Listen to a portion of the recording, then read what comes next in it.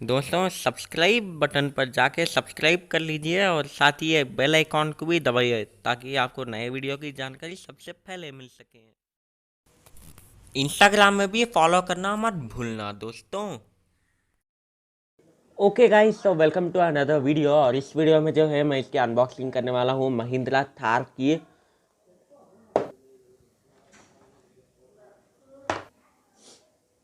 तो आप इसे खरीद सकते हैं m2all.com से। मैं इसकी लिंक जो है मैं डिस्क्रिप्शन में डाल दूंगा। इसमें एलईडी लाइट सब रहते हैं। So let's get started.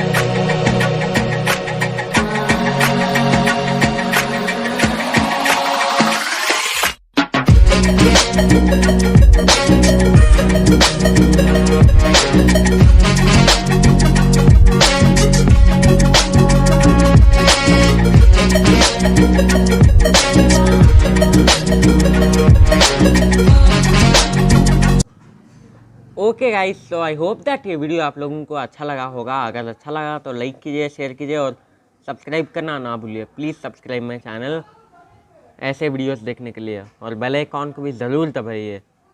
हम मिलते हैं अगले वीडियो में, तब तक के लिए बाय।